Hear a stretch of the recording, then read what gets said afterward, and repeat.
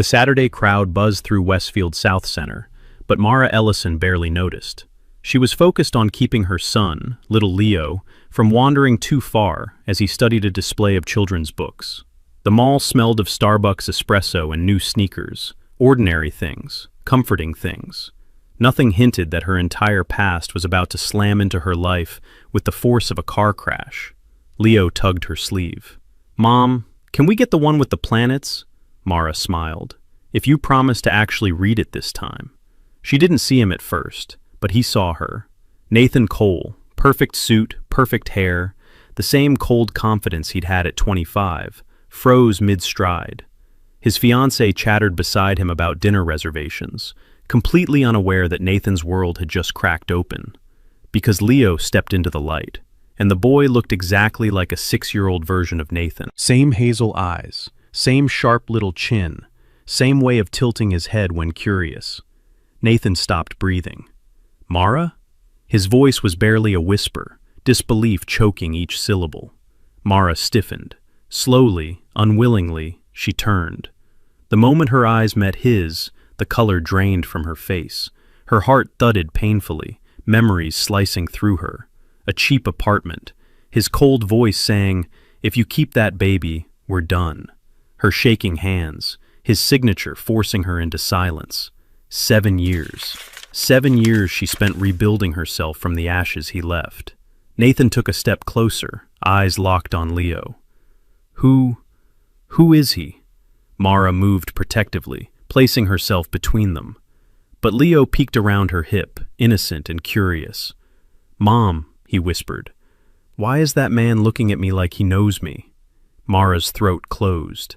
Nathan's fiancée finally noticed. "Nathan? What's wrong?" "Who is that woman?" He didn't answer. He couldn't. He was staring at the impossible. His past, his lie, his son, and the truth he had buried was now standing right in front of him, wrapped in a small boy's face that matched his own. Nathan's breath came uneven, the polished confidence he always wore slipping like a cracked mask. People moved around them, shoppers, teenagers, families, but to him, the mall had fallen silent. Only Mara, and the little boy half hidden behind her, existed in that moment. "Mara," he said again, stronger this time, "tell me who that child is." Her jaw tightened. "That's none of your business."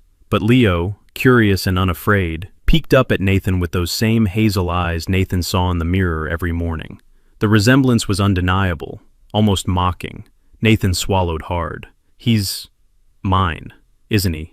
Mara didn't blink. "You lost the right to ask that the day you told me a baby would ruin your future." The words hit him like a punch. His fiancée, Charlotte, finally sensed something was terribly wrong. "Nathan, why are you talking to her like that? Who is she?" Nathan didn't answer. His mind was spinning backward through time. Cheap blinds in a college apartment, Mara crying, him pacing, shouting about internships and image, and not being ready. He'd believed back then that cutting her out of his life was the safest choice. "Why didn't you tell me?" he whispered. Mara laughed softly, painfully.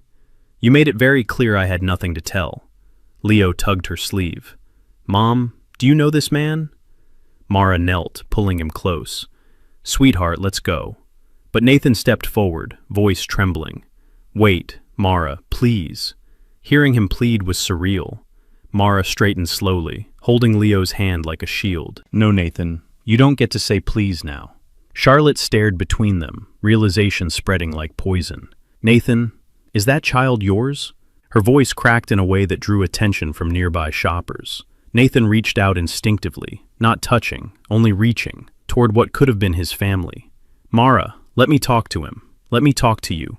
Mara stepped back. "You don't talk to my son. You don't talk to me. You don't get any part of our lives." Leo blinked. "Mom, are we okay?" Mara forced a steady breath. "Yes, baby, we're okay." But Nathan's eyes darkened with something she recognized too well. Not love, not regret. Possession, fear, and a dangerous kind of desperation. The kind that meant he wasn't going to walk away quietly. Mara walked fast, clutching Leo's small hand like she was afraid he might slip away. Her pulse pounded in her ears, drowning out the mall's noise. She had promised herself that if she ever saw Nathan again, she would be stronger, colder, untouchable. But nothing prepares you to face the man who tried to erase your child. Behind them, Nathan's voice cut through the crowd. "Mara, stop!" She didn't, but Leo glanced back innocently. "Mom, he looks sad." Sad. If only Leo knew. When they reached the escalator, Mara finally exhaled. But before she could step on, Nathan appeared at the bottom, breathless, blocking their escape. Charlotte trailed behind him, her face pale and tight. "Mara, please," Nathan said, voice cracking. "I need answers." "You already have them," she replied. "You just don't like them." Nathan's eyes flicked to Leo again. The child tilted his head, Nathan's exact gesture, and something inside him snapped. "You should have told me," he whispered. "I had a right to know." Mara's laugh was sharp. "A right? Nathan, you told me a baby would ruin your life. You made me sign that paper. You walked away first." Charlotte's lips parted. "Paper? What paper?" Mara felt the old nausea rising. The memory was sharp, the cramped apartment, Nathan placing a pen in her shaking hand, his voice cold and rehearsed. "Just sign it, Mara. Don't make this harder." Nathan stiffened. "That was years ago. I was young. I panicked. And I was alone," she snapped. "That panic you felt for one night. I lived with it for 7 years." Shoppers slowed, sensing the tension. Nathan stepped closer. "We can figure this out. I want to be involved." Leo tugged her hand again. "Mom, who is he really?" Before Mara could answer, a new voice entered the scene. Steady, deep, calm. "Mara? Everything okay?" Dr. Harris Wynne approached, holding a Barnes & Noble bag, his presence grounding like a quiet storm. He looked at Leo, then at Nathan. Nathan bristled. "Who are you?" Harris raised an eyebrow. "Someone who won't let her be cornered in a mall." Charlotte stared between the 3 adults, then at Leo, her expression shifting from confusion to horror. "Mara," Harris said gently, "let's go." And for the first time since seeing Nathan, Mara felt safe enough to breathe. Nathan stared at Harris Wynne, as if the man had materialized out of thin air. Tall, composed, wearing a simple charcoal coat that somehow made him look more powerful than Nathan ever felt, even in his tailored suits. Harris positioned himself just slightly in front of Mara and Leo, not aggressively, but with a quiet authority that made Nathan's jaw clench. "I'm talking to her," Nathan snapped. "This is between us." Harris didn't blink. "It stopped being between you two the moment you scared her child." Nathan's face darkened. "I didn't." "You did." Harris's voice remained calm, but the steel underneath was unmistakable. Leo moved closer to Harris, instinctively sensing safety. Mara noticed and felt a surprising wave of relief. Harris had always been kind during her bookstore shifts, but seeing him protect her now, it shook something loose inside her. Charlotte stepped forward, voice trembling. "Nathan, who is she? And why does that little boy look—" She cut herself off, eyes widening with dawning horror. Nathan ignored her. "Mara, we're talking. Now." "No," Mara said firmly. "We're leaving." She tried to guide Leo toward the exit, but Nathan reached out as if to grab her arm. Harris moved instantly, not touching Nathan, just stepping close enough to force him back. "Don't," Harris warned quietly. "Not here. Not ever." Shoppers were now watching openly. A security guard began walking their way. Nathan glanced around, realizing this confrontation was quickly slipping out of his control. "Mara," Nathan hissed, lowering his voice. "Running won't change the truth." Mara lifted her chin. "I'm not running. I'm protecting my son from the man who once tried to erase him." Nathan's nostrils flared. "You should have told me he existed. And you should have cared that he might," she shot back. Leo looked up at Harris. "Can we go home now?" Harris nodded. "Yeah, buddy. Let's get you two out of here." Charlotte's voice broke. "Nathan, is he really your child?" Nathan didn't answer. That silence was louder than anything he could have said. Harris guided Mara and Leo toward the exit, slow, steady, unshakably calm. For the first time in years, Mara didn't feel cornered. She felt defended. And as Nathan watched them walk away, something toxic flickered in his eyes. A promise, a warning. He wasn't done. Nathan Cole had always been the kind of man who walked into a boardroom and owned the oxygen. But as he rode the escalator down with Charlotte trailing behind him, he felt something he hadn't felt in years, panic clawing up his throat. His reflection in the glass rail looked unfamiliar. shaken, pale, cornered. Charlotte finally spoke, voice trembling from holding back tears. "Nathan, answer me. Was that child yours?" He didn't respond. His silence stretched too long, too heavy. Charlotte's breath hitched. Oh my God. Nathan rubbed his jaw hard.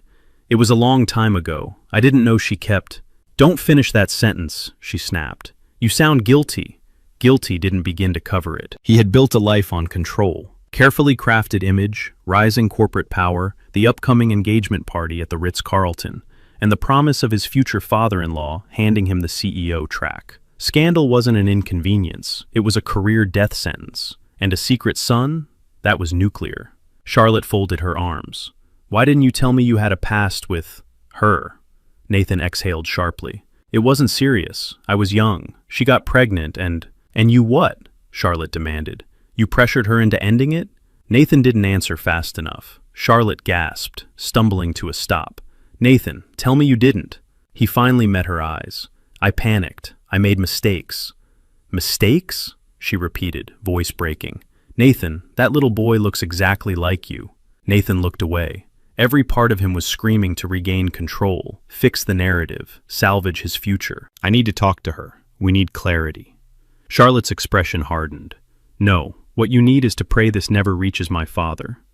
Nathan's stomach dropped. Her father, chairman of the entire Coalbridge retail group, had zero tolerance for scandal. He had threatened to cut executives loose for far less.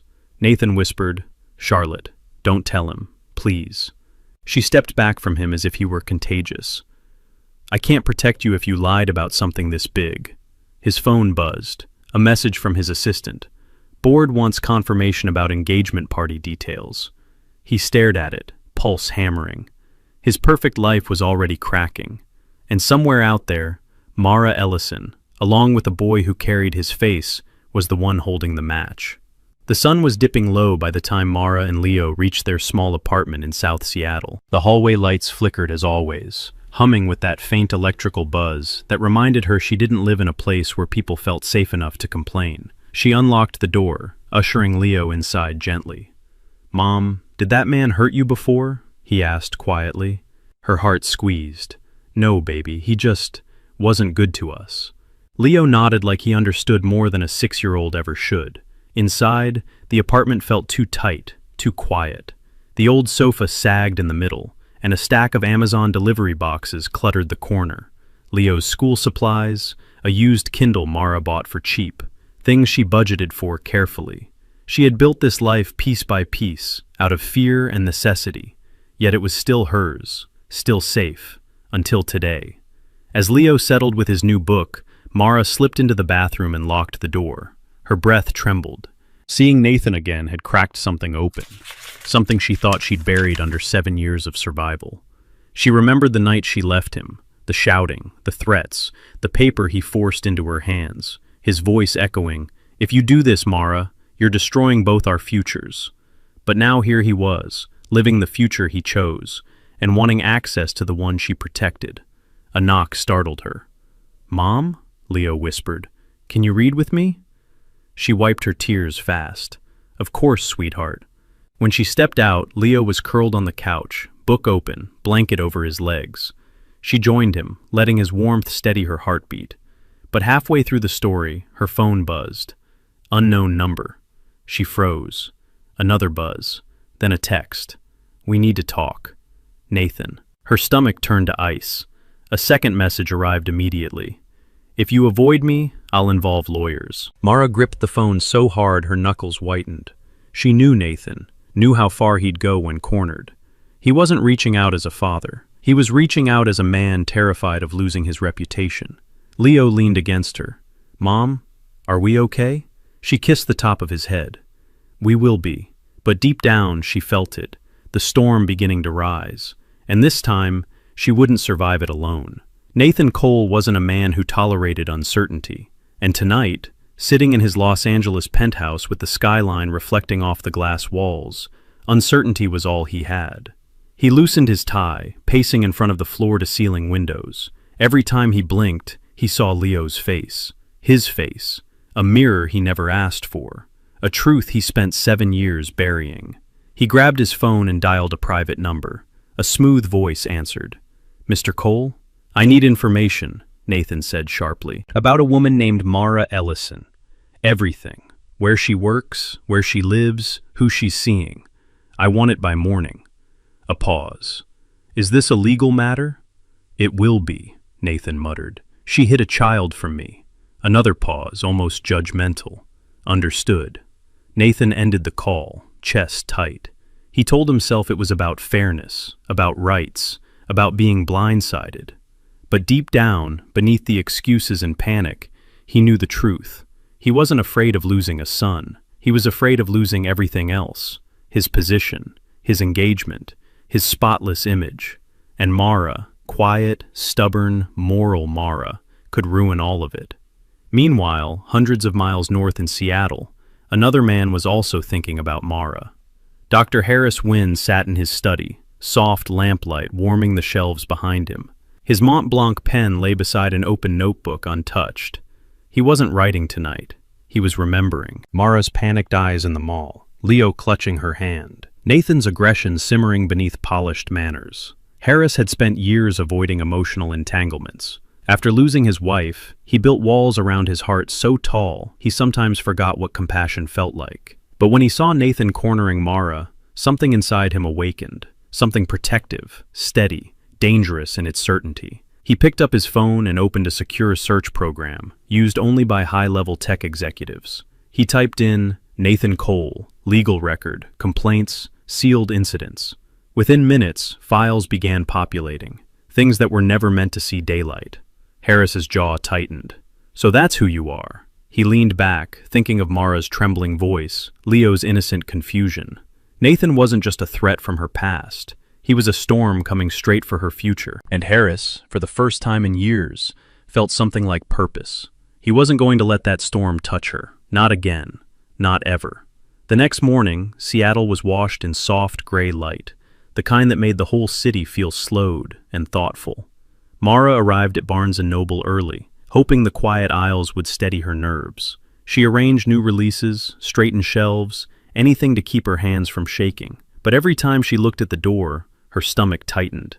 She half expected Nathan to walk through it. Instead, Harris Wynn showed up. He stood by the entrance in a navy coat, hair still damp from the drizzle, holding 2 coffees. One Starbucks cup had her name written carefully, Mara, as if he'd double-checked the spelling. "You weren't at ease yesterday," he said softly. "Thought you could use this." She blinked, touched by the gentleness she didn't know how to accept. "You didn't have to come." "I know." He handed her the cup. "I wanted to." For a moment, she let herself breathe. But the moment didn't last. Her phone buzzed. A text. From an unknown Seattle number this time. "I found your address. We're talking tonight. NC." Her vision blurred. She lowered the phone slowly, realizing Harris was watching her. "What happened?" he asked. Mara tried to smile but failed. "He's not going away." Harris motioned toward a reading nook far from customers, his voice steady. "Sit. Tell me." She hesitated, then sat. For the first time in years, she spoke the truth without minimizing it. The pregnancy, the pressure, the night she fled, the hospital bills, raising Leo alone, and now Nathan's threats. Harris listened without interrupting once. When she finished, her chest felt hollow but lighter. He leaned forward. "Mara, you're not facing this alone anymore." She shook her head quickly. "Harris, I can't drag you into—" "You didn't drag me." His voice was firm. "I stepped in." Her throat tightened at the certainty in his tone. "Let me help you," he continued. "I have resources Nathan can't touch, and I've already looked into him." A pause. "He's worse than you think." Fear rippled through her. "How bad?" Harris didn't answer immediately. Instead, he said, "Bad enough that he won't be the one deciding how this ends." Mara stared at him. For 7 years she had fought alone. Now, for the first time, someone was standing between her and the storm was coming fast. Nathan Cole didn't wait until nightfall. He arrived in Seattle before noon. He stood across the street from Mara's apartment building, hands in his pockets, breath sharp in the cold air, studying the worn brick exterior as if it offended him. This wasn't the life he expected her to build, not for herself. and definitely not for his son. But now that he knew Leo existed, something ugly and territorial had awakened inside him. He dialed his investigator. "Did you confirm everything?" "Yes," the man replied. "Ellison lives alone with the child. No father listed on the birth certificate. No partner. Financially stable, but barely. She works 2 jobs. Nathan's jaw flexed. "Good. And the boy? Any medical issues? School records?" "All clean. Bright kid. Teachers say he's gifted." Nathan felt a flash of pride. Quick, unwanted, irritating. "Send me everything. And keep watching." He hung up, eyes drifting back to the apartment window, where a silhouette moved behind the curtains. He told himself he was doing the right thing. He told himself this was about rights, fairness, responsibilities. But deep down, he knew the truth. He wasn't going after Leo. He was going after control. And Mara had taken that from him once before. Meanwhile, Mara was pacing her living room, clutching her phone. Harris stood nearby, leaning against the kitchen counter, reading an email on his MacBook Pro. His calmness grounded her, but her hands still trembled. "He's here," she whispered. "I can feel it." Harris didn't question it. He walked to the window, pulled the curtain back by an inch, and there he was, Nathan, watching the building, like a hunter studying prey. Harris's expression didn't change, but something cold slid behind his eyes. "Pack a small bag for Leo. You're not staying here tonight." Mara swallowed hard. "Harris?" No arguments. His voice was steady steel. He crossed a line. Leo emerged from his room holding his stuffed astronaut. "Are we going somewhere, Mom?" "Yes, sweetheart," she said softly, forcing a smile. "Just a little trip." As she zipped Leo's backpack, Harris made a call. Low voice, controlled tone, arranging private security. Then he turned to her. "I won't let him near you," he said. "Not tonight. Not ever without a fight." Outside, Nathan continued to watch.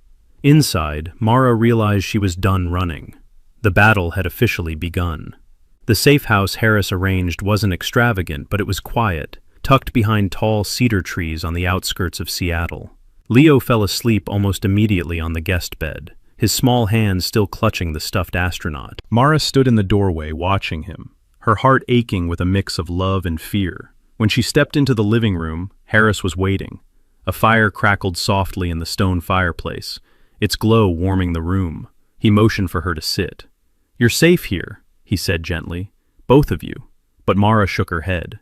"Safe for now, not safe from him." Harris closed his laptop, turning fully toward her. "Then tell me everything. No holding back this time." She hesitated. 7 years of silence didn't break easily. But tonight, with Nathan prowling the city and the past clawing its way back, she realized she couldn't carry the weight alone anymore. So she told him. Not in fragments, not in half-truths. Everything. The pregnancy test shaking in her hands, Nathan's fury, the nights she cried until her ribs hurt, the paper he shoved toward her, the paper demanding she resolve the problem.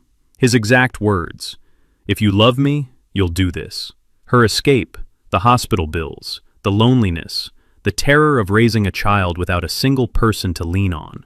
By the time she finished, tears streaked silently down her face. She wasn't sobbing, just letting the pain spill out in a way she hadn't allowed in years. Harris didn't interrupt. He didn't rush to comfort her either. He simply listened, really listened, with a steady calm that felt like shelter. When she finally wiped her cheeks, he spoke. "Mara, what he did wasn't a mistake. It was abuse, and he's still trying to control you."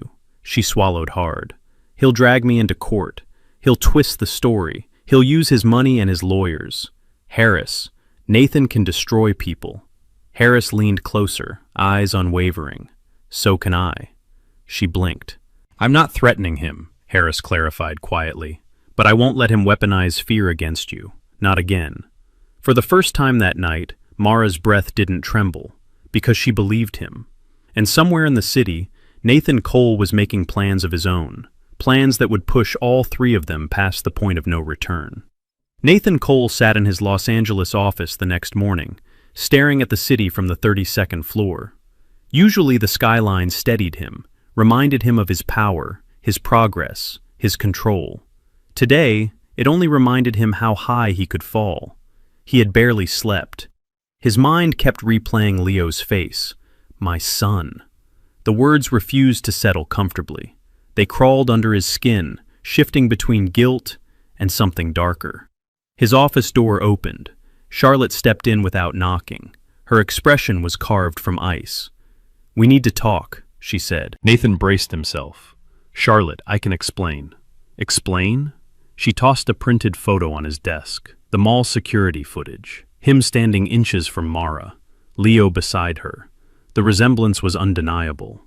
"My father saw this," she said. "He wants answers." Nathan's blood ran cold. "You showed him?" "He's the chairman of Colbridge. Your entire career depends on him." "Of course I showed him." Nathan stood abruptly. "This is being blown out of proportion." Her laugh was sharp, humorless. "A secret child is not out of proportion. And then I found this." She threw another paper, an email screenshot. Nathan's words from years ago. "Sign it, take care of it, don't make this worse." Nathan's face drained. "Where did you get that?" Charlotte folded her arms. "Should I be asking how many women you've threatened? Or is Mara the only one who kept the evidence?" Nathan's pulse hammered. I panicked. It was one mistake. Charlotte stepped back from him. "My father wants to know if the story goes public. He said, and I quote, 'If Nathan hit a child, he hides other things. We cannot trust him with the company.'" Nathan gripped the edge of his desk. Everything he had built, years of polishing his image, cultivating influence, earning the chairman's confidence, it was all slipping. He forced a breath. "Charlotte, I can fix this." "How?" she snapped. "By dragging Mara into court? By tearing that little boy's life apart? What kind of man are you?" Nathan's jaw clenched. "A man who won't let someone ruin everything he worked for." Charlotte stared at him with a mixture of pity and disgust. "He's a child, Nathan, not a scandal, not a threat." But to Nathan, they were the same thing. And as Charlotte walked out, slamming the door behind her, Nathan made a decision. If Mara wouldn't cooperate voluntarily, he would make her. By late afternoon, the rain in Seattle softened into a mist, turning the city into a watercolor of gray and muted gold. Harris drove carefully through the quiet streets, Mara in the passenger seat, Leo dozing in the back. The safe house had worked for the night, but he wanted them somewhere even more secure, somewhere Nathan would never think to look. They arrived at Harris's main home, a modern craftsman overlooking Lake Union. Not extravagant, not cold, just warm, open, and startlingly peaceful. Mara hesitated at the doorway. "Harris, we can't stay here." "You can," he said simply, "and you will, until this settles." Inside, Leo woke up and instantly brightened at the sight of the large windows and the shelves lined with model airplanes. "Whoa, Mom, look!"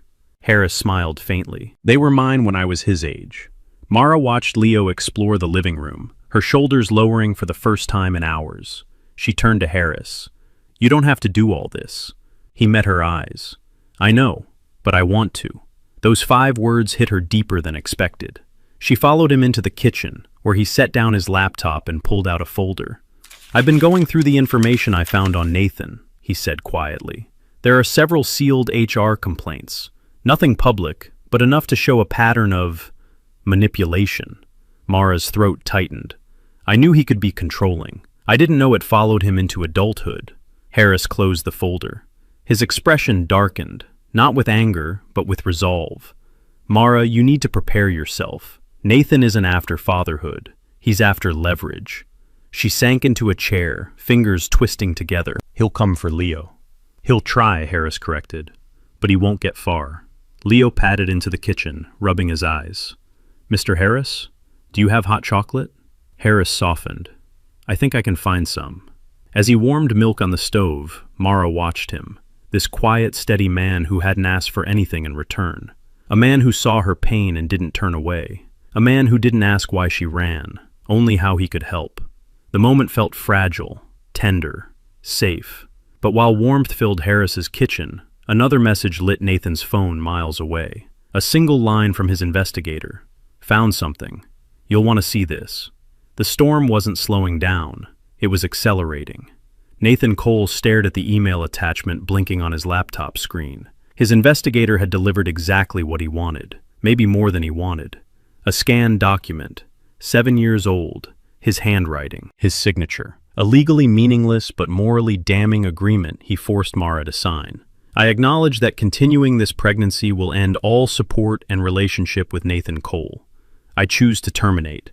His chest tightened. Seeing it in writing, his words, his pressure, made him nauseous. But fear quickly overpowered guilt. If Mara ever showed this to the wrong person, everything would burn. He called his investigator. "Where did you find this?" "She kept a copy," the man said, "hidden inside her old college lease documents." Nathan swore under his breath. "Destroy whatever you found." A pause. "Mr. Cole, she already knows I searched her records. She confronted the landlord. She's scared. She'll act soon." Nathan's grip tightened on the phone. "Then I'll act first." At Lake Union, Mara sat on Harris's couch while Leo played quietly on the rug. Her hands trembled as she unfolded a thick envelope that had been slipped under the safe house door earlier that afternoon. An envelope she assumed was from Harris's security team, but it wasn't. Inside was a court summons, a petition for emergency custody evaluation, filed by Nathan Cole. Her vision blurred. Leo looked up. "Mom, are you okay?" She forced a smile. "Just reading grown-up papers, sweetheart." But Harris had already noticed. He crossed the room in 2 strides. "What is that?" Mara handed him the papers with shaking fingers. The controlled calm in Harris's eyes fractured. "He filed for custody? Without warning?" Mara whispered. "He's trying to take Leo from me, Harris. He's really trying." "Over my dead body," Harris muttered, flipping through the pages. His jaw tightened at every line. "This is aggressive, strategic. He planned this the moment he saw you." Tears filled Mara's eyes, not from helplessness but from fury. "He doesn't want to know Leo. He wants to own the narrative." Harris took her hands. "Then we'll destroy his narrative." There was a fire in his voice she had never heard before. A quiet knock at the door interrupted them. Harris moved carefully and checked the camera feed. A woman stood outside. Wide eyes, disheveled blonde hair, terrified. "Mara Ellison?" she called softly. "Please, I need to talk to you. I know Nathan." Mara's heart dropped. Another ghost from the past had arrived. Harris opened the door cautiously, keeping one hand subtly positioned to block access. The woman on the porch shivered beneath the dim porch light, her coat soaked from the Seattle mist. She looked exhausted, like someone who hadn't slept in days. "I'm Claire Redding," she said, voice thin. "Please, I need to speak to Mara. It's about Nathan." Mara stepped forward despite Harris's protective stance. The name hit her like a cold wave.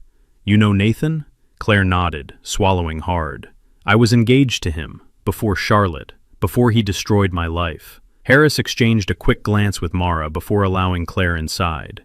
She edged into the living room, eyes darting around nervously, as if expecting Nathan to burst through the door at any second. Leo peeked from behind the hallway. Mara gently guided him back toward his room. "Sweetheart, go play for a bit. I'll come check on you soon." When he disappeared, Claire finally spoke. "I'm sorry I showed up like this," she said, wringing her hands. "But I saw the news alerts about Nathan filing an emergency custody petition. I knew immediately it was you he was targeting." Mara's breath caught. "Why? Why would you know that?" Claire sank onto the couch, shoulders trembling. "Because he tried the same thing with me." The room fell silent. Claire continued, voice cracking. "I was pregnant 3 years ago, and when I told him, he turned. Vicious. Controlling. He said a baby would destroy his career trajectory. He insisted I fix it. When I refused, he threatened to take the child and claim I was unstable." Mara felt the blood drain from her face. "He used the exact same language with me." Claire gave a broken laugh. "He has a script, Mara. A pattern. He chooses women he thinks he can control, and when he can't, he tries to erase them." Harris leaned forward, tone sharp.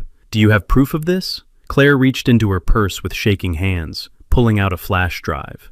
"Every email, every voicemail, everything his lawyers tried to bury. I kept copies, for the day someone else might need them." She placed it in Harris's palm. Mara stared, stunned. "Why help me?"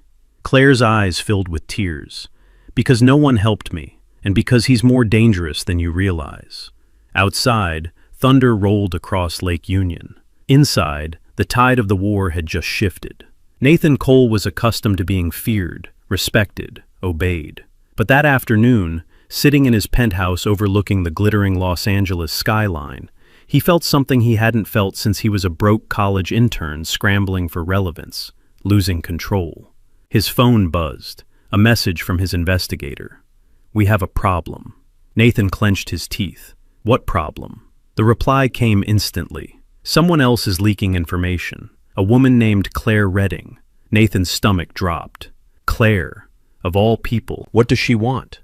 Before the investigator could respond, another notification popped up, this time from a gossip blog notorious for exposing corporate scandals. Nathan clicked it. Breaking.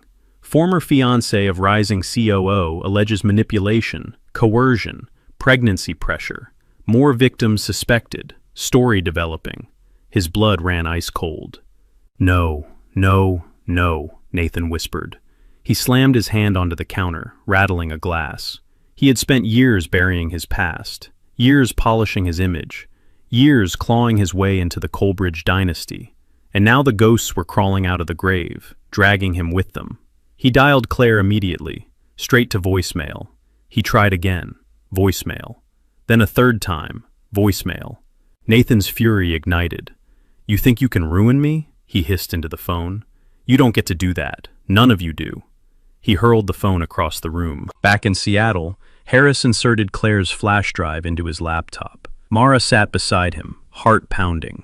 Leo slept in the next room, blissfully unaware of the storm forming around his small world. A folder opened. Audio files, emails, screenshots, legal drafts, threats, apologies, more threats, all in Nathan's voice, all damning. Mara covered her mouth. "He did the same thing to her. He did worse," Harris said quietly, and he tried to erase the evidence. Claire sat stiffly on the couch. "I wanted to disappear after what he did. But your story, Mara, it's my story too, and I can't let him keep hurting people." Harris turned the laptop toward Mara. "This is enough to bury him, legally and publicly." Mara trembled, not from fear this time, but from a rising righteous fire. "Then let's bury him." At that moment, Leo wandered sleepily into the room, rubbing his eyes. "Mom? Mr. Harris? Why are you still awake?" Mara scooped him gently into her lap. "We're just fixing something that's been broken for a long time." And for the first time in years, she wasn't the one who felt broken. Nathan was. Nathan Cole stormed into the Coleridge headquarters the next morning, sunglasses on, jaw tight, moving fast enough that assistants pressed themselves against the walls. His name used to echo through these halls with admiration. Today, whispers followed him like shadows. He entered the executive boardroom and found Chairman Richard Coleridge, his almost father-in-law, waiting with two legal advisors. The air was frigid. "Sit," Richard said. Nathan obeyed, pulse hammering. Richard slid a printed article across the table. Two women come forward accusing COO Nathan Cole of coercion, intimidation, and emotional abuse. Nathan swallowed hard. "It's exaggerated. They're trying to destroy me." Richard's glare sharpened. "This company cannot be tied to a scandal involving forced pregnancy decisions, Nathan. Do you have any idea what the media is doing with this?" Nathan forced a breath. "I can control the narrative." "No," Richard snapped. "You cannot. Not anymore." Nathan stiffened. "Are you threatening to fire me?" Richard leaned back slowly. "I'm giving you a chance to clean this up quietly. Withdraw the custody petition. Issue a private settlement. Make this disappear." Nathan's jaw clenched. "If I withdraw now, it's an admission of guilt." "It's damage control," Richard corrected. "And it's your only option." Nathan stood, shaking with rage. "I am not letting Mara Ellison make a fool out of me. And I'm not letting a child derail my future." Richard rose too, voice dropping to an icy low. "Be very clear, Nathan. If you choose war, you fight it alone." Nathan froze. Alone. That word struck deeper than he expected.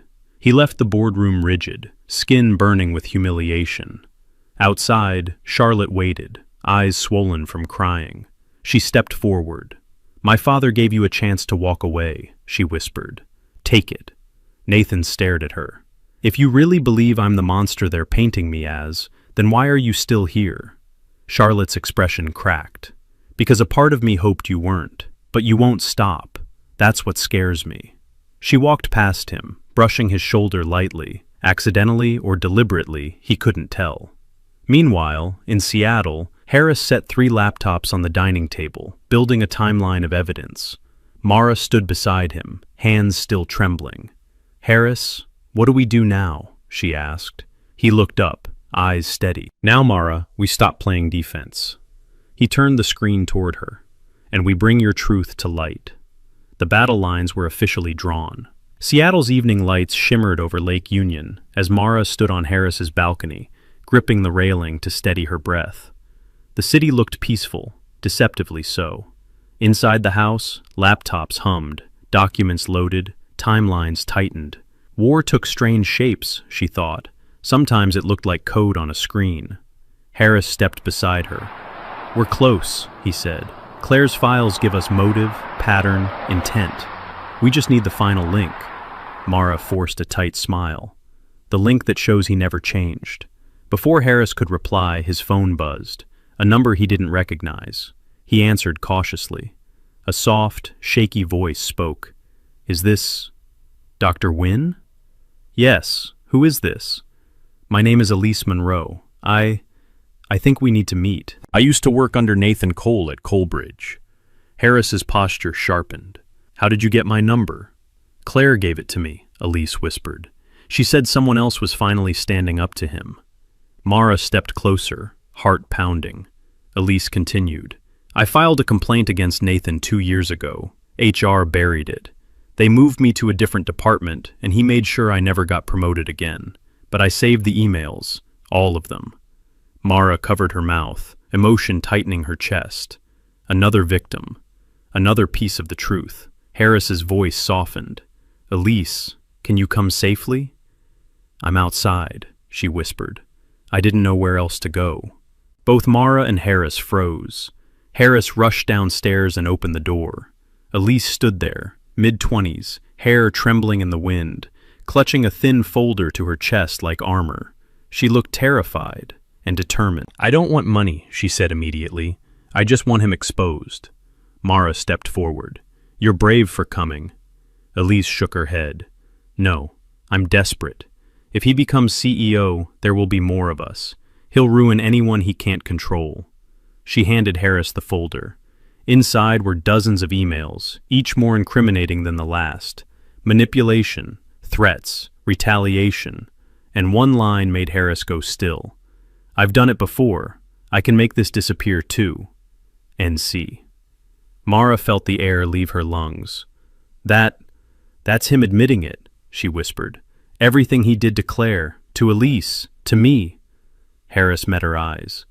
"And now," he said quietly, "we take this to someone who can't be bought."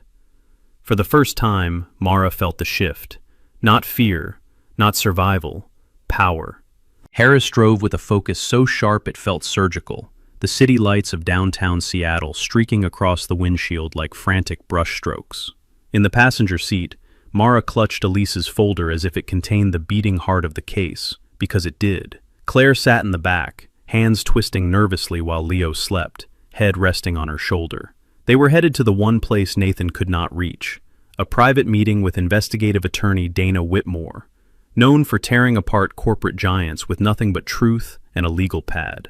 When they arrived, Dana was already waiting in her glass-walled office, overlooking Elliott Bay. She rose, expression sharp and assessing. "Dr. Wynne told me this was urgent. Show me what you have." Mara handed her the folder with trembling hands. Dana flipped through the document slowly at first, then faster, then stopped abruptly. Her brows lifted. He admitted prior coercion. She tapped the printed email. This alone could force Colebridge into a public investigation. Claire swallowed. "There's more. I recorded a call once, when he threatened my job." Dana turned to her. "Do you still have it?" Claire nodded. "On my old phone. I never deleted it. I couldn't." "Bring it tomorrow morning," Dana said, "and guard it like a weapon, because that's what it is." Mara felt the room tilt slightly, not from fear, but from something she hadn't dared feel in years. Hope. Dana continued, voice crisp. "With these witnesses and this documentation, we're not just defending you. We're building a case that can remove him from power entirely." Harris nodded approvingly. "That's the goal." Dana's gaze softened slightly when she looked at Mara. Nathan is going to panic when he realizes what you have. Men like him get reckless before they fall. Mara exhaled slowly. He already is. Before Dana could respond, Harris's phone buzzed violently. He checked it, and his expression darkened. "What is it?" Mara asked. Harris turned the screen toward her. It was a headline. Fresh. Explosive. COO Nathan Cole seen in Seattle after emergency custody filing. Sources claim conflict with mother escalating. Dana's jaw tightened. He's controlling the narrative, trying to frame you as unstable. Mara felt her pulse spike. He's preparing the public to hate me. No, Dana corrected calmly.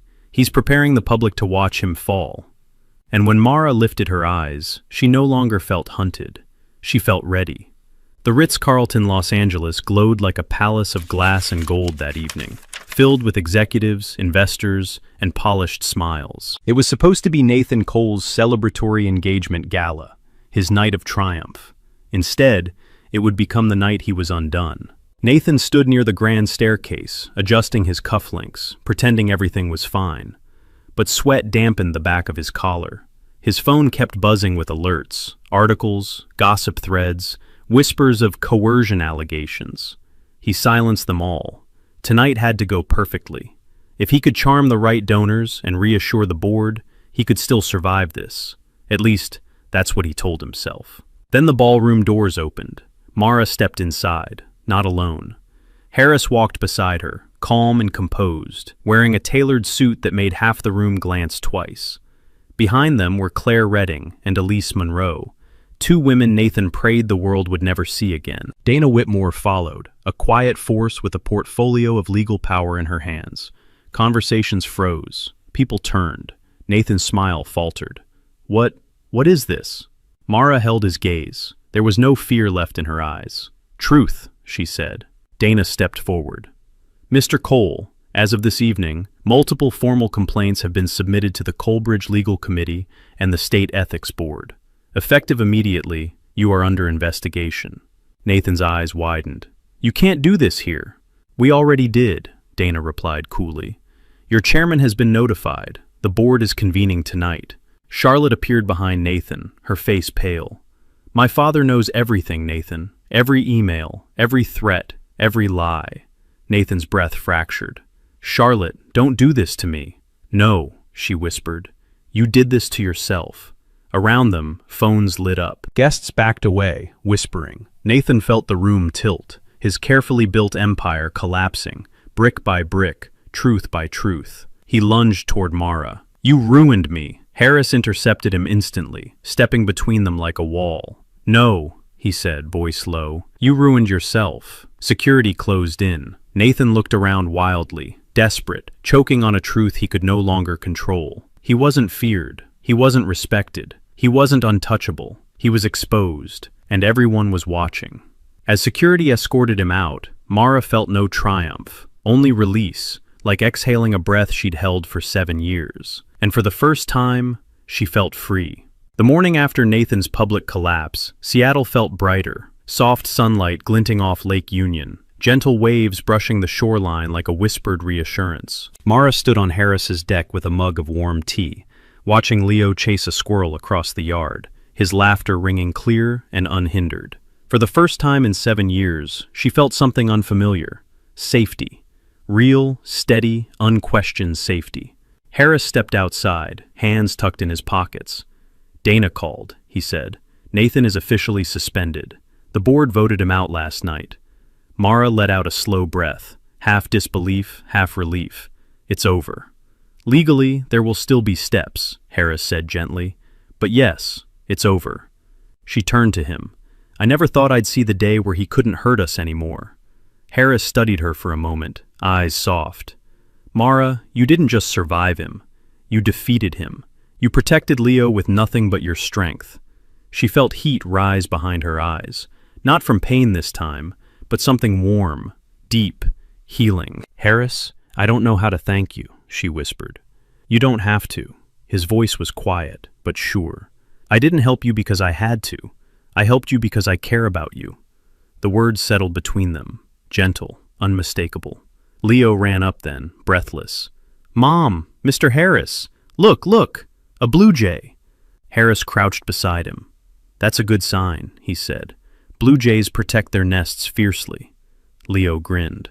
"Like you protected us?" Harris's eyes flicked to Mara. "Something like that." Leo scampered off again, leaving them in a silence filled with possibility. Mara exhaled.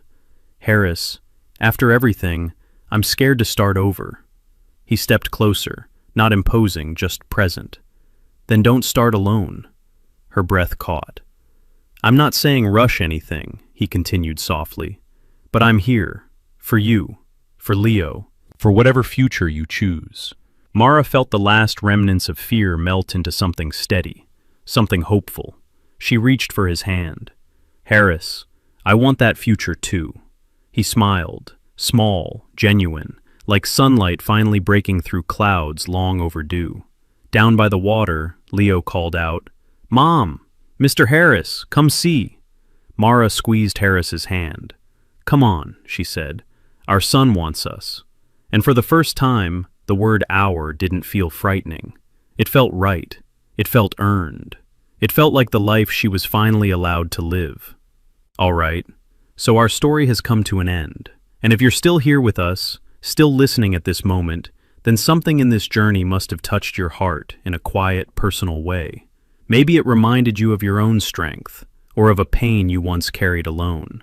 Mara's story isn't just about hardship or justice. It reminds us that healing begins the moment you choose to stand on your own side. Like the Stoics said, you have power over your mind, not outside events. Real strength begins there. We can't control what others do to us, but we can choose how we rise afterward. We can choose what kind of person we become because of it. This story whispers a few truths. You deserve love that protects, not harms. You deserve peace after the storms you didn't choose. And sometimes, the universe sends the right people just when you feel most alone. If Mara's journey resonated with you, or made you think of someone you care about, then please like this video. Share it with someone who might need a little strength today. And if you want to stay with us for more healing stories like this, you're not alone. You're stronger than you think. And your story is still unfolding. This story you've just watched is a work of fiction, created solely for emotional storytelling, reflection, and entertainment. The characters, events, and situations are not real and are not based on any specific individuals. Our intention is never to mislead, misinform, or present false information as factual. Instead, we aim to explore meaningful themes like healing, courage, and personal growth through dramatic narrative. Any resemblance to real people or real situations is purely coincidental. We encourage viewers to enjoy the story for what it is, a creative piece designed to inspire empathy and understanding. Please remember that real-life conflicts should always be handled with care, communication, and professional guidance when needed. Thank you for supporting this channel and for appreciating storytelling in its most responsible form.